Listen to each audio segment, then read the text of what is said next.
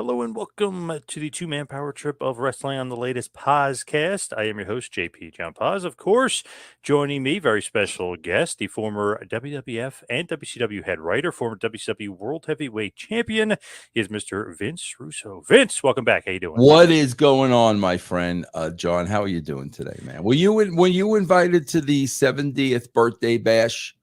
No, I wish. Of Hogan, no, I wish. Yeah, Wasn't a part yeah, of it. yeah. Seemed like a good cast of characters. You get Steve Kern, the Nasty Boys, Ric Flair.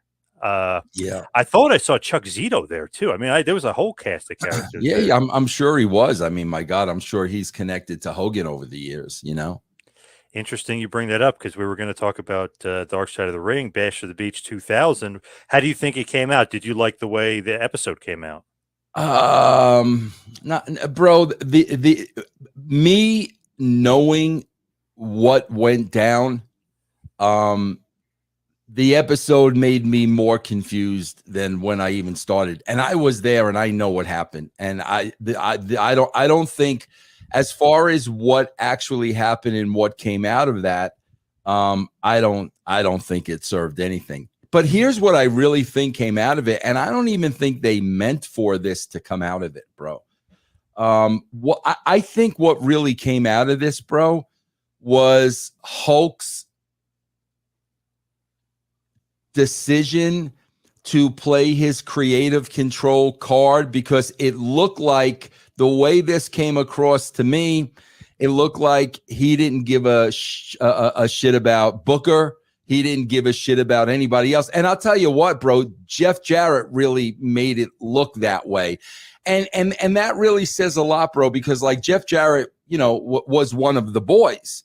And Jeff's basically saying, you know, bro, the dude's got creative control. That's fine and well.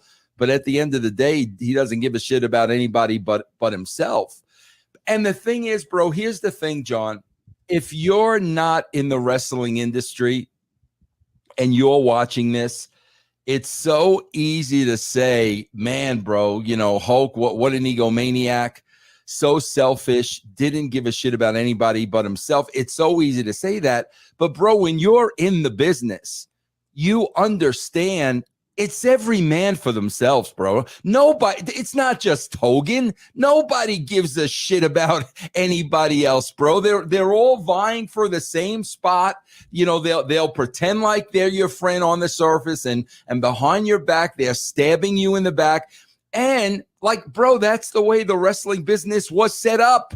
When everybody is an independent contractor and there is no team atmosphere whatsoever, that's the way it's set up. So, you know, like I said, man, if you're watching this from the outside and you don't understand that everybody is this way, it just really made Hulk look like all he really cared about was himself, when you can say that about 99.9% of the wrestlers. There's an old quote from Hogan. He said at one point he was living out in a van, literally living in a van. He said, never going to happen again. So it always was paranoid. I know people would like laugh, say, come on, it's bullshit. He's Hulk Hogan, blah, blah. He's probably paranoid about it his whole life. I'm never going back there. I'm going to keep myself strong, keep myself. Yeah, Austin told me a similar story, bro. Austin was living on boiled potatoes. You know, when he was working for Jerry Jarrett, he was eating boiled potatoes for dinner. That's all he can afford. And bro, like, God, man, 80% of the guys will tell you that story, you know? Yep. So like that's why I'm saying, man, unless you really understood, you know, the environment and the mindset, it's just gonna paint him in a bad light. That's why I've always said to you, John, I never had a problem with Hulk Hogan having creative control. Bro, if he negotiated that in his contract, great for him. My problem always was, you know, he agreed to do the second script that I wrote. And then when I get there, I find out he's not doing it. And we had a couple of hours before showtime. That's what really bothered me. I mean, when he came back and didn't like the first script, okay, bro, no problem. I'll write a second one. Bro, if he didn't like the second one, I would have wrote a third one. But he agreed to the second one, And then I get to the building and I'm finding out, a couple of hours before the show, no, I'm not doing it. And I'm like, bro, you agreed to this on Friday. You know what I'm saying? That was my heat with him, saying that this was fine and then changing his mind. Not that he played the card. I had no issue with that whatsoever, man. My whole thing, and maybe a little bit devil's advocate here, is you guys for months, like kind of not you guys, I mean the writing, obviously all you guys, Bischoff maybe included, had him feuding with Billy Kidman. So to me, at like Hogan's highest point, Andre, Macho, Piper, to me, this is his worst feud ever. It's like, Billy freaking Kidman, like you're killing Hogan's brand.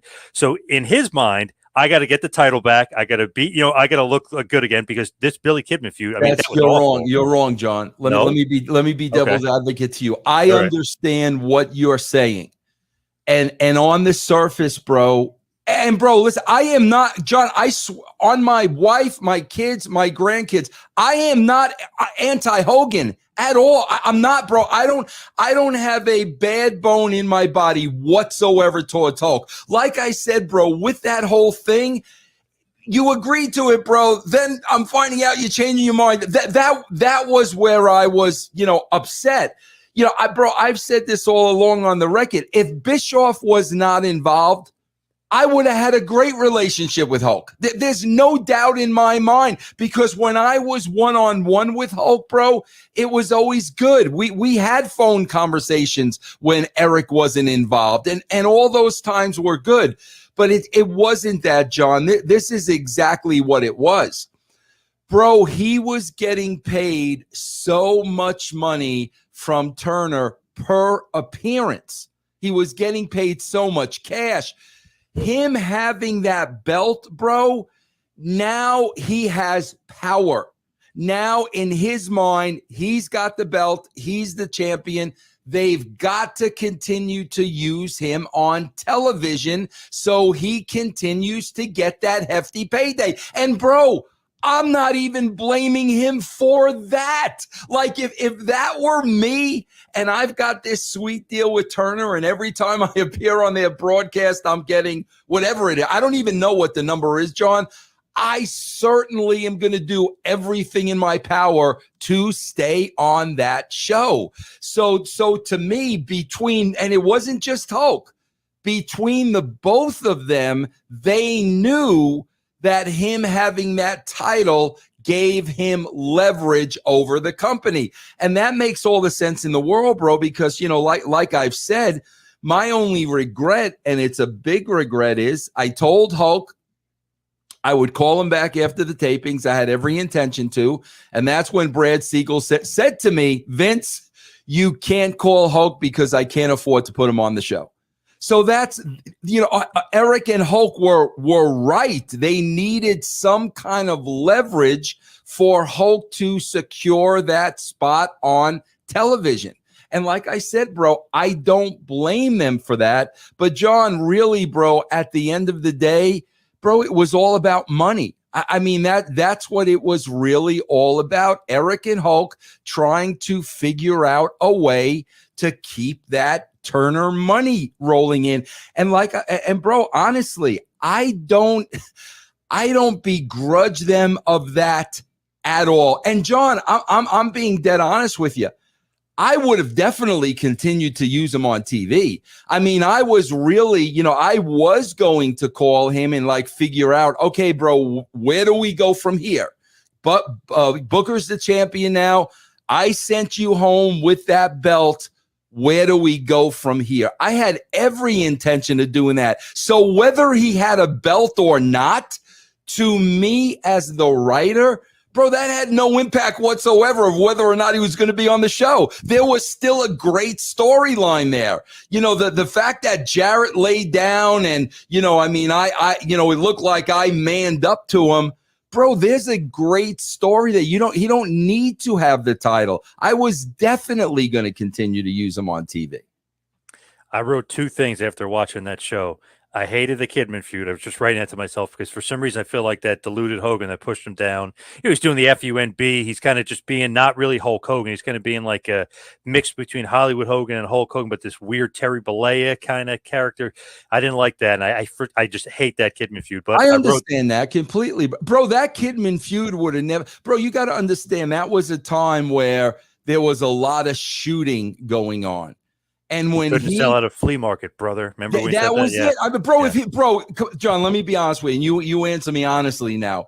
If Hogan would have never ever said that, would he have ever been in a ring with Billy Kidman? No, never, bro. Like that thought wouldn't have even been on my mind. But bro, that was a period where, bro, if you said something on the internet, it was coming over to TV. So I agree with you on that 1,000%, John. I'm not going to argue with you, on that. But I can tell you, if he would have never said that, there never would have been a Hulk Hogan, Billy Kidman. And then I wrote this in big letters to myself that I had to mention this to you. You and Jeff Jarrett both said like 2000 WWE, Hogan's done. Hogan's done at this point. Creatively, he's done. Like whatever. Like basically, you both said he's done. I didn't say that. Yeah, in the thing, like creatively, he's like winding down. He's not Hulk Hogan anymore. Like we're not sure, like where he's going to go. Maybe not you so much, but Jeff said he's done. Bro, I did not say that, bro. John, I want to go back again, bro, because I know how you feel about the guy, and like I said, bro, I don't have an ill bone in my body towards him. But John, people don't understand this. Part of my salary was I got an incentive based on ratings. Okay, the higher the ratings, the more money I made on a weekly basis. Bro, Hogan was a draw. Like Flair was a draw. Of course, I'm going to put them on television because the more people that watch the show, Vince Russo is going to make more money. All I was trying to do, bro, was get them in the right spot for where they were at that point in their career. That's what I was trying to do. These two truly and honestly believe, bro, that I was trying to get rid of them to bring the younger guys in. No, bro, I definitely wanted to bring the younger guys in, but I was trying to create a role for these guys of where they were at that point in their career. But they got so paranoid, bro, that I was trying to get rid of them, that they never let me do that.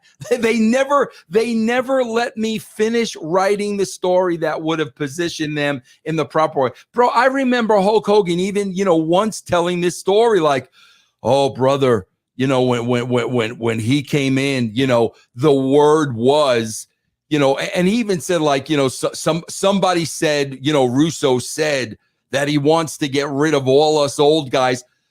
Bro, my paycheck depended on Savage and Kurt Hennig and Roddy Piper and Hulk Hogan. But John, because you've been in this business for a long time, the level of paranoia. So he literally convinced himself I was trying to get rid of him when I was trying to do the complete opposite. But go on with your thought. But I did not say that. Okay. It just assumed like, okay, he's like winding down. But Jarrett definitely said like he thought Hogan was done at that point. It's time to move on to the next generation. But my whole thing was he main evented WrestleMania 18 and 19, 2 and 3 years later. So he definitely was not done. But John, can I tell you this too? And I think I told you this story, bro.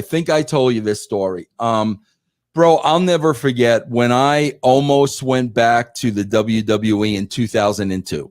Okay, bro, me and Vince had a deal. I met with Vince at his house like 2 or 3 times. We finally came to a monetary deal. Okay. And bro, Hogan was working with the company. And the last time I had any conversation with Hulk was that night in the trailer. That was it. That was the last time I had ever spoken to him. So I said, Vince, how are we going to address the elephant in the room, man? If you're bringing me back as head writer, Hogan, Hulk's working for you, bro. Vince McMahon looked in my eye, got on his truth, John, and he said, Vince, I don't give a shit about Hulk Hogan. He's not drawing me a dime. Now, granted, this was 2000. This was 2000. So maybe Vince, thought after those. I don't even know when were those WrestleMania dates? Was that before 2000? No, 2002 and 2003. That's what he said to me. So maybe it was after the first. I think when I was meeting with Vince, I think that's when they were building towards a Hulk Vince match. I don't even know. Was that the first match? That's the second one. That's WrestleMania 19. WrestleMania 18 was a big draw with Rock and Hogan. Okay, but when we had that meeting, bro, that's exactly what his exact words to me. So in 2002, that's how Vince McMahon felt, about Hulk Hogan. And, like I said, I mean, the Rock and bro, I've never even seen that match, but I know it was huge. Yep. But that was Vince's mindset on Hulk in 2002. Just so you know, had to be after Rock Hogan because Rock Hogan was a big draw, and obviously Hogan wins the title after that. So they put all new merchandise for him. I mean, they went nuts for Hogan. Yeah. So it was so March WrestleMania was March 2002 or early April, something like that. Yeah, no, bro. Like I said, I remember they were planning on going to Vince. Hulk, so it was definitely after that. It's funny. Vince Hulk was the whole buildup. I know technically it wasn't the last match, wasn't the main event of 19, but that's the front cover of the DVD, like the big part of it. That was they interviewed all the celebrities about it, who made wrestling, Hulk or Vince. I mean, that was the big draw for that Mania too. So I'm surprised Vince would say that. Yeah, he did, but like I said, it was definitely after Rock, and it was leading up because I remember he was talking about that at the time.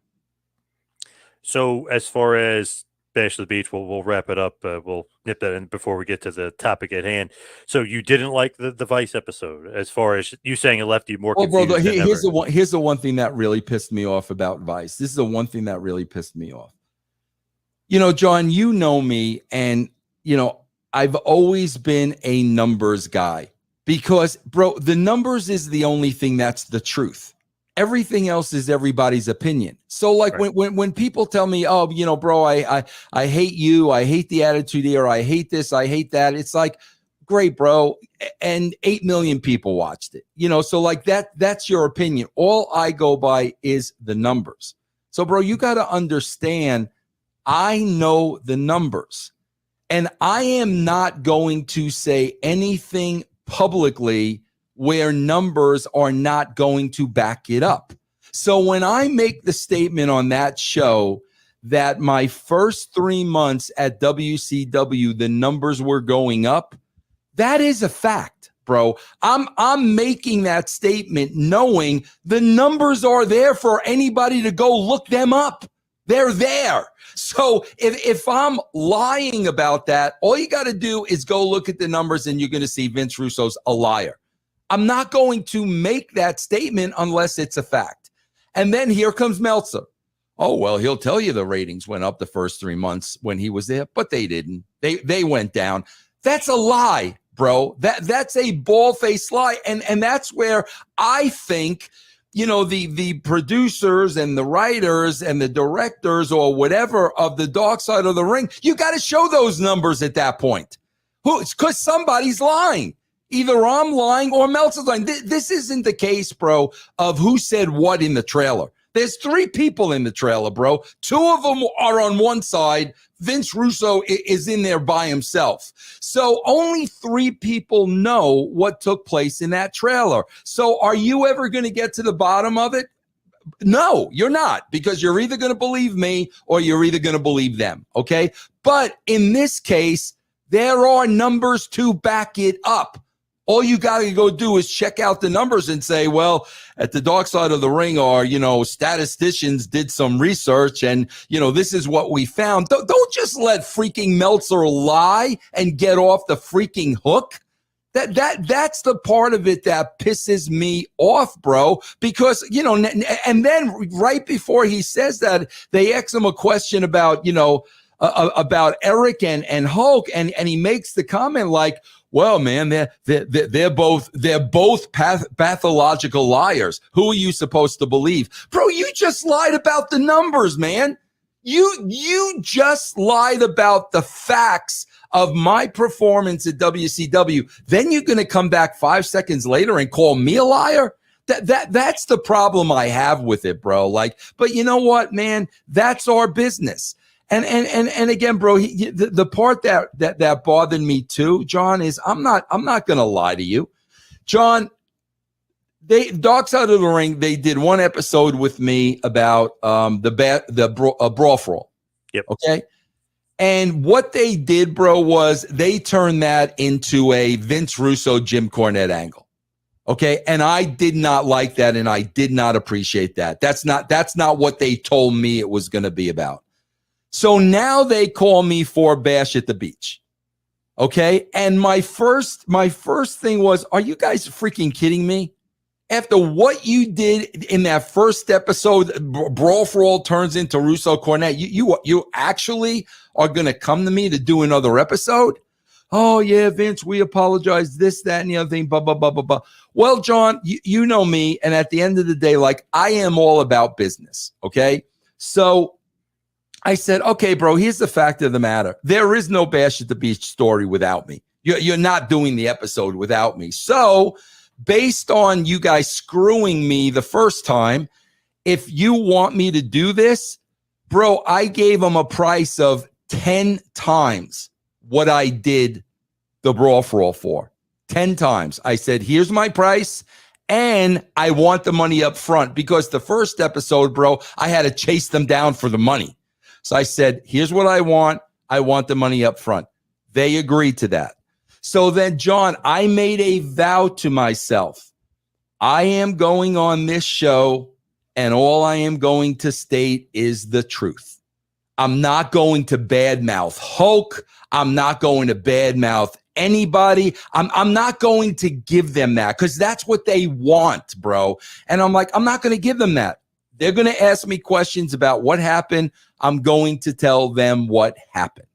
So, of course, bro, as I'm watching this, here comes Eric, with the, I don't know what, Vince Russo growing up, he needs attention. Vince Russo is a pathological liar. Vince Russo doesn't have a creative bone in my body. And again, what the problem with that is, John, just like I told you, man, the average fan doesn't understand, like Hulk Hogan playing the creative card and looking out for himself was no different than any other wrestler. They don't understand that. And here's what they don't understand either. Bro, Jim Cornette and Eric Bischoff are playing characters. They're playing their characters from television 25 years ago. When Eric's sitting there calling me a pathological liar and name calling like he's a third grader, he's playing a character. But people watching this, they don't understand that. And the problem is, bro, when you present something like that to the general public, man, bro, it just makes the entire industry look like clowns. Like clowns, bro. You never see pro athletes, insult each other and name call into their 50s and 60s and 70, year olds. You never see that. So it's like at the end of the day, the Cornettes and the Bischoffs, they give this show exactly what they want. That's what Dark Side of the Ring wanted me to sit there and cuss Hogan up and down. And I'm like, I know what you guys want, because the only reason you're doing this is for ratings. I'm not doing that, bro, because number one, it makes me look like a child. And number two, it makes the freaking industry look like a joke. But people at home don't understand that they're still playing a character. Bro, I see freaking Paulie on these scrums after like WrestleMania and SummerSlam. He's playing a freaking character. That's not Paul Heyman. He's playing the character Paul Heyman. And these people don't understand that. So then, bro, of course, I get inundated. Oh, bro.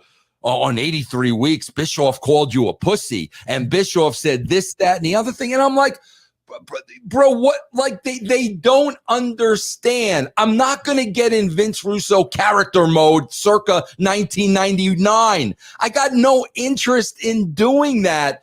But what sucks, bro, is people don't understand that. So it's like I always have to wind up dealing with all the bullshit that comes out of these things, where if Bischoff just would have went on there and gave his recollection of what happened, bro, that's fine. But once we start the insulting and the this and the that, then it really makes me embarrassed to be a part of the business. I mean, that's the God honest truth, bro. All right, let's change gears. Let's talk about WWF Unforgiven 1998, which was April 26th, Greensboro, North Carolina, at the legendary Greensboro Coliseum. The attendance, 21,427. The buy rate, a little bit over 300,000 people. So pretty good on the buy rate coming off of WrestleMania 14. What's your official role here? Are you officially the head writer here? You got to give me the card and I'll tell you, bro. You got. So this is the first pay-per-view after WrestleMania 14. Austin era has begun. Yeah. Oh yeah. I'm at this point. Once that belt goes on Austin, it's I mean, so it's him versus Dude Love in the main event. Yeah, I'm cemented in, bro. Once that belt goes on Austin. So this is a pretty significant show just as far as everything going on before the show. Obviously, WrestleMania 14 is a brand new era. The Austin era, the Attitude era, it really is officially kickstarted. You're definitely, writing. You're definitely in charge.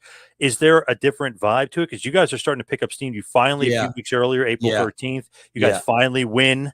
You know what I mean? With Vince and Austin. Here's the bottom line. John, I know when I first started, and bro, here's how I know. First of all, I understand the wrestling business, and I know when I first started, here's what's going on behind my back. It's the old, who did he ever beat? What the hell is he doing writing TV? He didn't pay his dues. It's all that bullshit because, bro, I remember it, and here's how I know it. Pat Patterson, who didn't play that game, like would come like right to my face and kind of laugh at me at what I was writing. He was like laughing at it, but to my face, not behind my back. And I knew that was the overall feeling with everybody. But here's what happens, John.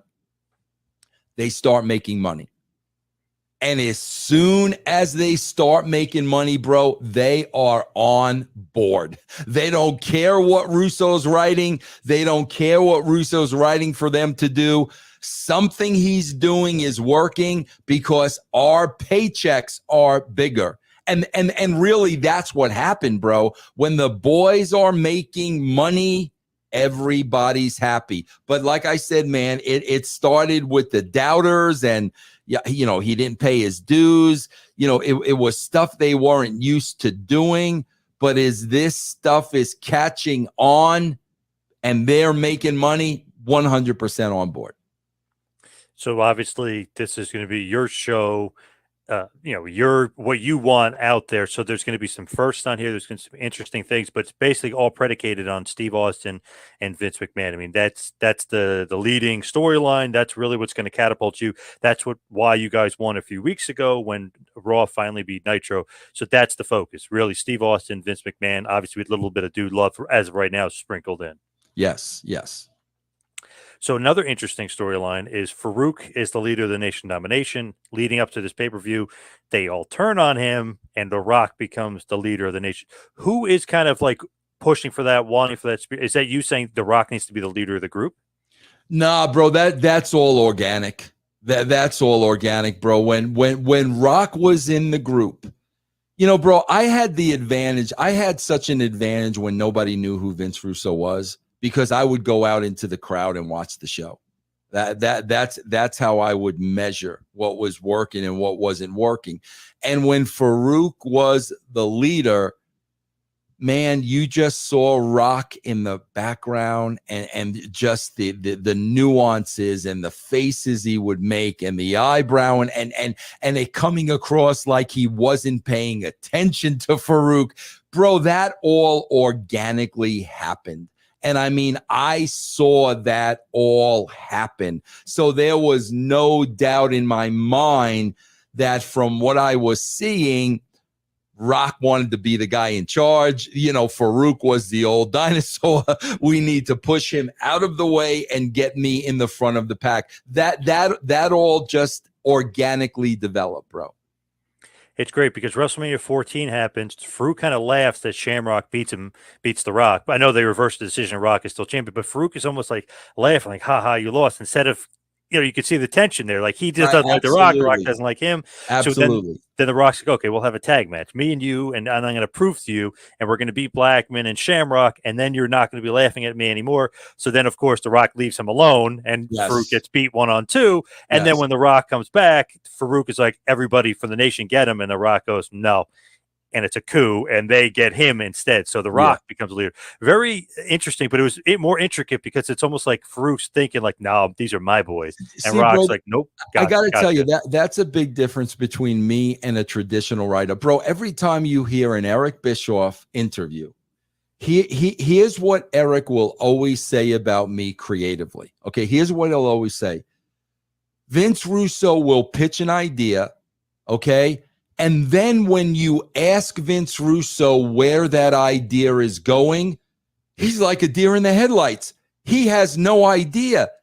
You're damn right I don't have an idea because the shit writes itself, bro. I have the seedling. I plant the seed. Once that seed is planted, I want to sit back and watch it play out. And I'm just going with it organically. That's the problem.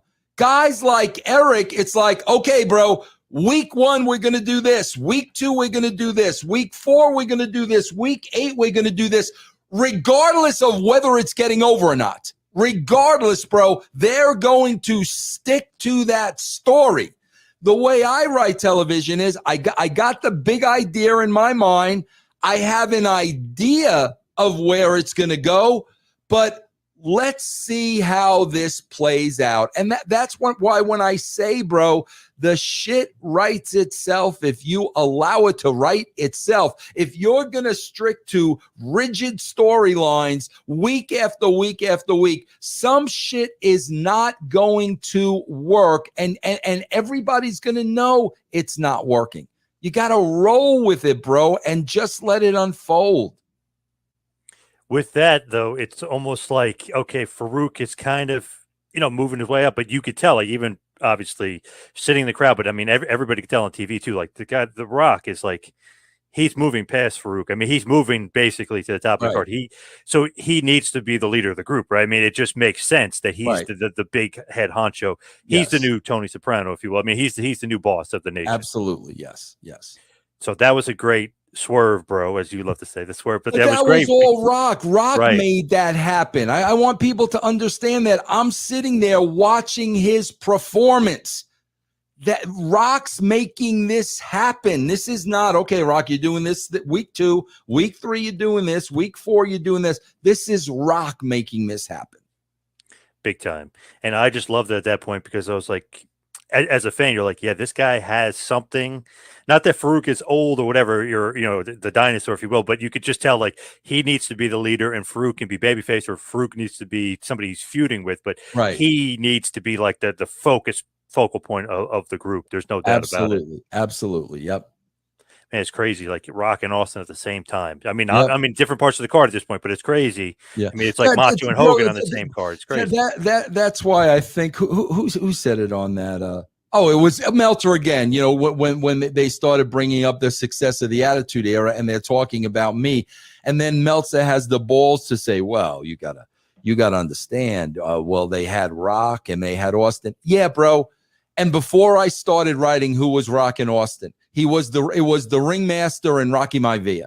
Okay. Who do you think was writing that shit for them, bro? Because if Vince Russo did not come along, okay, would they have continued to be the ringmaster and Rocky Maivia? Okay. Those guys were nothing when I started, writing for them. And again, bro, they were just as much of a part of, like, especially Austin, getting in my ear. I'm better than that. I could do this. I could do this. I could do this. And then him forming into Austin. But that's the thing where Meltzer is so ignorant. Yeah, bro, it's The Rock and Austin. And somebody's got to give them good material every single week. Who do you think's doing that, bro? That's the part of it that I'm like, get the F out of here, man, please. Come on, Pacino and De Niro, they needed the good writing of Heat. You know what I mean? You need the good story. Bro, I say that all the time, bro, because you know what I say? I say this all the time. Bro, De Niro was in the greatest pictures ever made in the world. He was also in Rocky and Bullwinkle. You know what I'm saying? So, yeah, bro, it really does come down to the material. Yeah. A lot of time for sure. Yeah. So the first matchup, obviously Rock is new leader of the Nation. It broke up. It's Farouk, Ken Shamrock, and Steve Blackman defeating the Nation of Domination, D'Lo Brown, Mark Henry, and The Rock via pinfall in about 13 minutes, 30 seconds. Kama Mustafa also on the outside as well. Farouk ends up getting the pin for the team here. So basically keeping Farouk and Shamrock pretty strong here, as The Rock is, he's still the Intercontinental Champion, but he's still a big part of the group. But it's interesting that the baby faces go over here. Any thought is just to keep them strong and just to have kind of the Nation have somebody to feud with, basically. Have Rock. Rock wasn't in the match, right? No, he is. So Rock was the Intercontinental. So he didn't defend the Intercontinental title on this. No, show. Just a 6-man tag, and Farouk gets the win. But Rock didn't get beat, though, did he? No. As long as Rock didn't get beat, I think it's fine. It is the pay-per-view, bro. And at this point in time, I would say that Farouk needs the victory more than anybody, as long as Rock doesn't get beat. So, I mean, it happening that way is fine. Well, they turned on Farouk, so you got to give him something, right? Yeah, exactly. Get him back in there. Yep.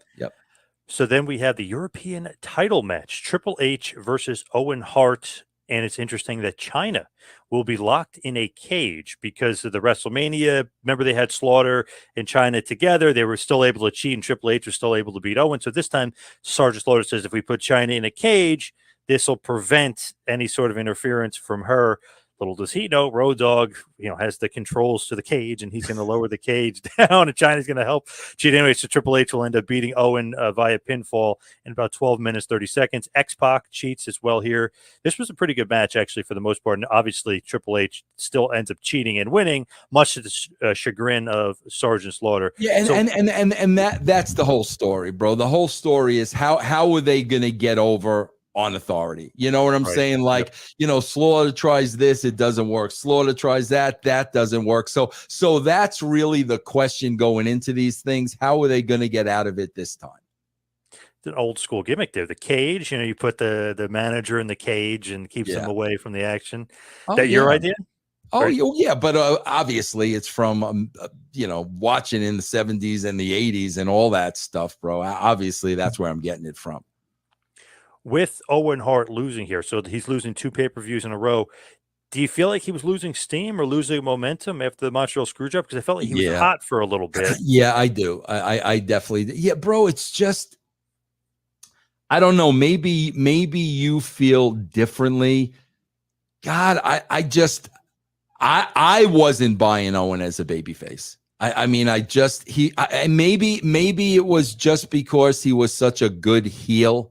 You know what I'm saying? That it was really, for me, it was a hard sell as a babyface. And I think Owen felt a lot more comfortable as a heel. He was definitely better as a heel. I like him more as a heel. Yeah. But here, too, you guys were really trying to establish Triple H. I know, technically speaking, he was the European champion because Michaels gave him, like, the quote-unquote Christmas gift. Remember? He just kind of laid down for him. Yes. And he wins the title. But it feels like this was, like, a big launching point for Triple H. He's the new leader of DX with X-Pac and the Outlaws in China. Yeah, but is that that's the point here? Yeah, really bro, because you would think, bro, let's be honest, man. You pull Shawn out of DX, and, you would have to think it's dead. You really would, bro. You're never gonna think there's gonna be a new incarnation that's gonna be hotter than the original. So yeah, bro, to definitely make this faction mean something and kind of forget about Shawn Michaels because he wasn't going to be there for a while, we had to put a lot of steam on Hunter. Hey, that X-Pac NWO rub helped big time. That was the big launch. I mean, that was immense. And not only that, bro, X-Pac's first promo back. That to me, bro, that was one of the best promos of all time. I mean, that was a great promo. That really helped launch Triple H too, because it's like, oh, he's kind of floundered. What's he going to do now? Then he brings in literally 6 from the NWO and says, "Oh, by the way, Hogan kissed my ass. You said I couldn't cut the mustard. Yeah. Well, I'm in WWF now, pal." Just ripping them apart. Yeah, it was great. It was great. And obviously, you throw in the Outlaws, who were getting a big push. Yeah. So, and then China is China. So, DX is pretty formidable at this point. And obviously, there's nothing Sergeant Slaughter could do about it. He's trying. Right. There's nothing. They're going against. They're bucking his authority every turn of the way. Exactly right. Next up, you're going to love this one. The new Midnight Express, Bodacious Bart and Bombastic Bob, who were the NWA Tag Team Champions with Jim Cornette, defeated the Rock and Roll Express, Ricky Morton and Robert Gibson, in about 7 minutes and 15 seconds.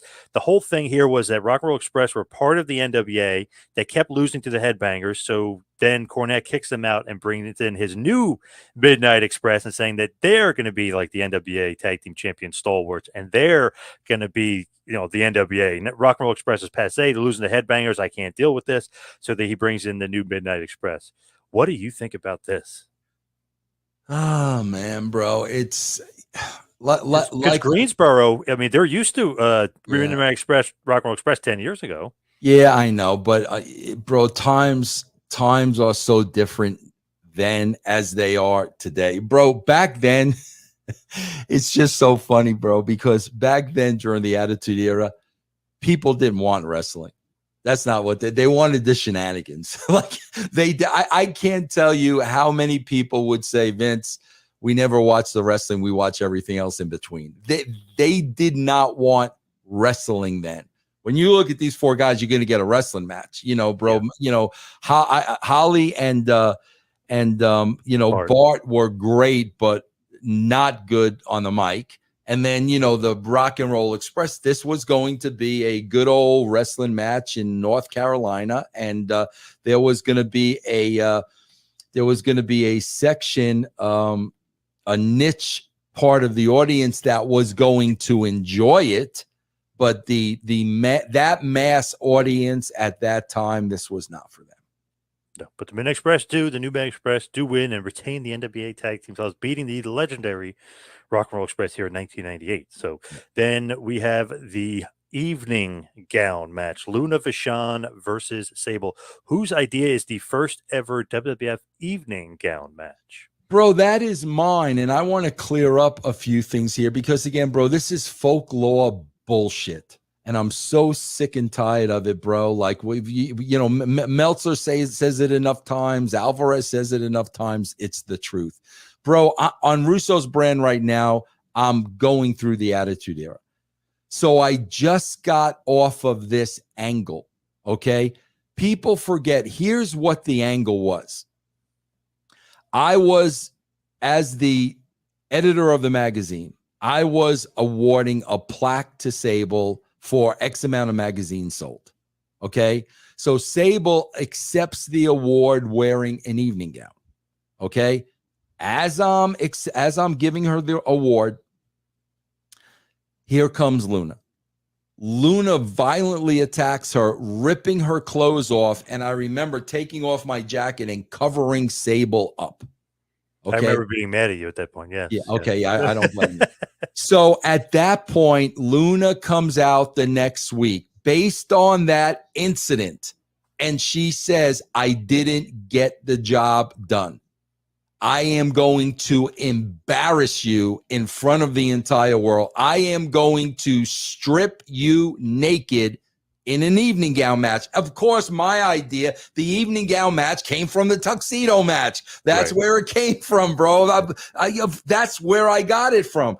So, bro, as they're promoting this evening gown match, JR on commentary keeps saying, oh my God, somebody's going to be stripped down to their bra and panties. JR starts saying that.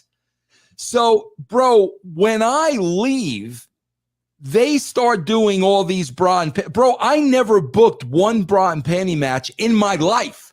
You know, it's like I've booked 1,000 pole matches when you can literally count how many pole matches I booked. I never booked a bra and panties match in my life. The evening gown match was story driven, bro. There was a reason to do it. And of course, JR is trying to paint the picture of you're going to see Sable in her bra and panties. That's the picture he's trying to paint because he's trying to sell the pay-per-view. But I never, when I was at the WWE, I never booked a bra and panties match ever. Of course, this is the evening gown match, but it's great because Mero in this story, he's the best part to me, just because he's so funny. He's embarrassed. I can't believe you're in this match. I'm embarrassed by you. I'm not rooting for you. Yeah. He's great. Obviously, Gold, the artist formerly known as Goldust, is fully behind Luna. He's there for her, this and that. So basically, Luna ends up getting the victory over Sable in about 3 minutes. Short match, nothing much here, but kind of because Mero's fault, he distracts Sable because he's embarrassed by her. Luna basically strips her naked, but that's not the end, or strips to her bra and panties, but that's not the end of it, because then Sable's pissed off that happened, that Mero really cost her the match. She power bombs Luna, beats her up. Luna goes to run away. She chases her underneath the ring and literally takes off her underwear and is holding it up. So Goldust quickly, grabs his jacket, his coat, and wraps it around Luna, and they run backstage. So and because I could tell you, bro, because of what I'm watching right now during the Attitude Era, this leads to Sable challenging Mero to a match. Yep. Yeah. He cost her. She was pissed. He cost her the match. Yeah. It all goes somewhere, man. It all goes somewhere. He's just so funny. Like, he's the jealous husband and he's embarrassed, but then the crowd's going crazy. Like, what are you cheering for? Like, how could you cheer that? Like, he was great. He was so good in that role. So freaking underrated, bro. Because like I said, I'm watching it every week and he is so good in that role, man. And Goldust and Luna are obviously embarrassed because technically she won, but Sable got the last laugh, so they're embarrassed and they run away. And Goldust is all, he's hilarious too at this point. The way he's acting, throws the jacket on her, don't let anybody see you. And they run out of there. So then next up, we have the New Age Outlaws, Billy Gunn and the Road Dogg, defending the WWF Tag Team Championships against LOD 2000, Hawk and Animal with Sonny. Did you like this, Sonny with LOD, and then being called LOD 2000 with the new look? Did you see the Sonny pictures yesterday? She's not looking good. I feel so, bro. I listen, man. She was responsible for killing somebody. Yeah, but I cannot help but to. God, bro, I'm just looking at those pictures and just feeling so bad. I just, again, bro, we talked about it earlier. Like you create your life, man. It's the choices you make, and then, that's, there's nobody to blame but herself. But I mean, just remember working with her when she was so young. And just seeing that, bro, is so freaking sad, man. So sad. Especially here. I mean, she's one of the hottest women in the world in 96 through 98, So, and then looking at her now and what her life became, I mean, addiction. I mean, that just absolutely wrapped up in her and killed her, basically. But, bro, it's like, I'm not, I got to be honest, man. There's a part of me that kind of just knows this isn't going to work. Bro, you know what the problem is? Here's the problem, bro. And I had this problem with like several people in my career that I wrote with. Bro, a lot of times I started working with people and writing with people and producing with people where the pinnacles of their career were over. You know what I'm saying? Like, Flair, Hogan, the Road Warriors, Goldberg after his streak, Sting. So when you're working with somebody, bro, where they've reached the pinnacle, and now the challenge is to try to keep them there. because you're never. I was never going to outdo Goldberg's streak. Never. There was nothing I could possibly do. I was never going to outdo, Surfer Sting or Crow Sting. Those were huge, huge. So, the struggle is to, and bro, we talked about it earlier with Hulk. The struggle is to try to find that spot for these legends at this point in their career. John, let's face it. If this is any other sport, baseball, football, hockey, basketball, bro, management is going to get together with these legends, and basically it's going to be like, bro, you're not performing anymore. We don't want to let you go. Maybe it's time to retire. They're going to have those conversations. Bro, in wrestling, nobody ever retires. They're going to make money as long as they could make money. So this is really just an attempt to keep LOD elevated. I know they didn't like it, bro, and that's always the kiss of death. If the talent doesn't like it, it's never, ever going to get over. And the Outlaws get the win in about 12 minutes here. It looked like the LOD actually wins, but Road Dogg gets his shoulder up on a German suplex last second. So Outlaws get the win, and LOD ends up beating beating up the ref after the match. And that tells you right there, we're still trying to keep them over. We're still trying to keep LOD over. Look at the way we beat them. Yep. So then next up, The Undertaker defeats Kane with Paul Bearer by fire, because this is an Inferno match. Yeah. Pretty good match here. Goes about 16 minutes. Obviously, Bearer gets involved. Vader actually gets involved when Kane tries to get away. Whose idea is the Inferno match? I mean, this match was just a crazy spectacle and was kind of one of the big pushes of the pay-per-view. Bro, I'm not sure exactly who that came from, whether it came from me or whether it came from Vince. I mean, it came from one of us, but the question always is, what's it going to look like? And bro, I got to be honest with you. What's it going to look like always comes down to the professionals you have at hand and how much money you have to pay for it. That's why, bro, when you look at the electrified cage at TNA, I knew they didn't have the money to pull it off the right way. So when the concept comes up for the Inferno match, it's like, okay, number one, can this be done? Right. So you got to talk to the pyro people and the people involved. Can this be done? Yes, it can be done. Okay, what's it going to cost? Okay, you've got to show us first. We're not going to do this the first time during the match. You've got to show us. And bro, I can remember seeing it for the first time. They were kind of rehearsing it during the day. And like every time they hit the ropes, that fire, I don't know how they did that, bro.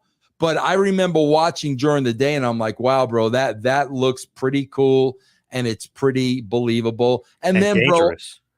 Well, that's what I was going to say, bro. And then obviously the safety of and that's when, bro, you're bringing on stuntmen and fire specialists. And that's why I'm saying, bro, I had the privilege of being able to do anything in the WWE because expense was not an issue. So when they do something like that, they're going to spend a lot of money on it to make sure it gets done the right way. Pretty just amazing spectacle of it, because Undertaker will go up, he'll come down, then the fire will go up. And I mean, it was a cool spectacle. You like Undertaker going over? Obviously, he burns Kane. Kane, gets his arm caught on fire as they fly outside the ring, which is amazing in itself. And then he gets his arm caught in the fire. Do you like Undertaker getting a win here? Yeah, I do. And I'm only saying that, bro, because where I'm watching the Attitude Era now, we just got past this pay-per-view. So I'm saying this based on where we're going next. Wanted to mention this too, because I forgot to bring this up. Tennessee Lee has an appearance with Sawyer Brown, who then brings up Jeff Jarrett. They're doing Some Girls Do. He's saying he has backup. Steve Blackman comes out. He goes to beat up Jarrett. Tennessee Lee hits him with the guitar, and then Jarrett puts Blackman in figure 4. Just a funny thing for Jarrett to kind of get this Tennessee Lee Sawyer Brown thing over. Yeah. The funny thing is, first of all, Robert Fulton as Tennessee Lee was freaking great. Like I'm watching him now, and he was so freaking good.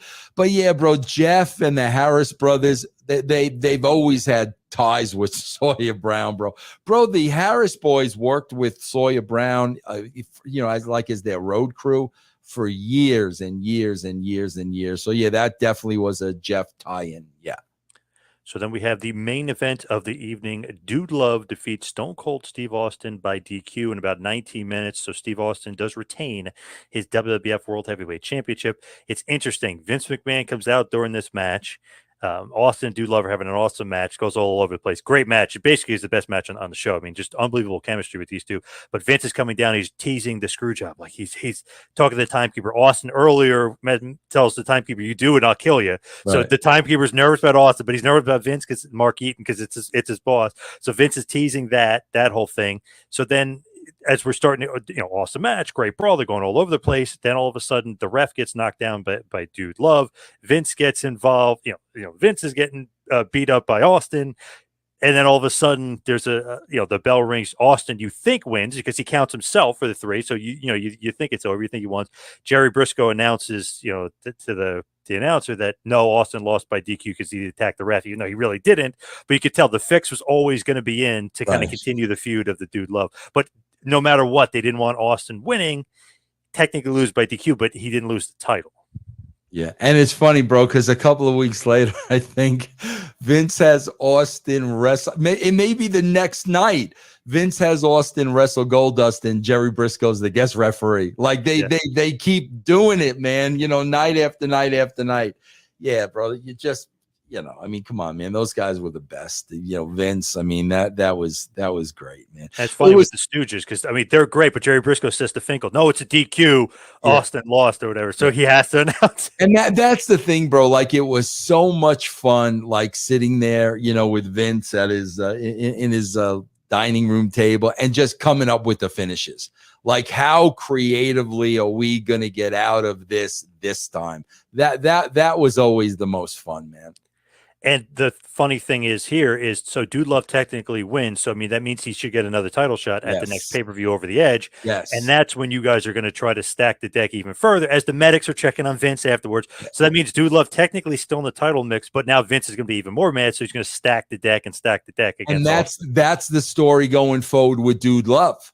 That he should and he doesn't get that title shot. Then he turns on Vince, and then he reveals Vince was behind the Dude Love character. I'm never going to do this again. So that finish was important with Dude Love because that story went in a whole other direction.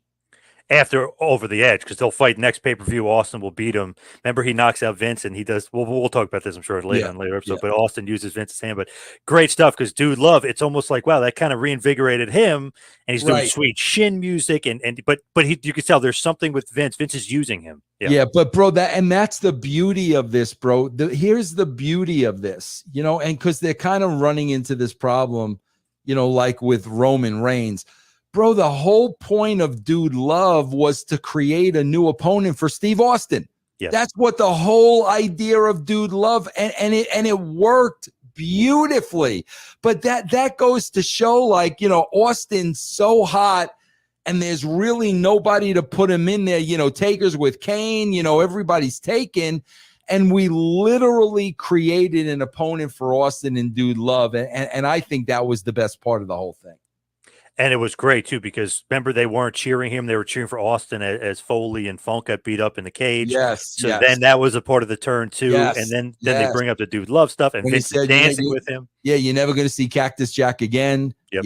Yeah. Bro, the last episode I just did, man, it's so funny because at the end of it, Vince is still in, working Mick, still working and working. Yep. So Foley does something to Austin at the end of the show. Vince comes out with Foley's dancers, and Vince is dancing. Austin cannot keep a straight face in the ring, bro. He's watching Vince act like a total jackass. Vince knows he's popping Austin. Austin's doing everything trying to keep a straight face. It was so freaking funny. But yeah, bro, every single thing is storyline driven. Everything. For sure. That's one thing about you can't, deny. Everybody had a storyline, everything's storyline driven. And at this point, I mean, to me, this is awesome. This is WWF taking over WCW. I give the pay-per-view thumbs up just storyline wise, and I love the last match. I love the main event. Yeah, that's awesome. Cool. Let's hit the plugs. You follow me on Twitter and Instagram at 2Man Power Trip. Check out the website, tmptempire.com. Vince, what do you got? Yeah, just right there on the screen, man. russosbrand.com. Just go there and you can find everything else I do. Check it out. All right. Thank you, everybody out there, for listening. See you right back here next time for a little podcast. See you then, folks. Thank you for watching the Hannibal TV. Please like this video if you enjoyed it and click the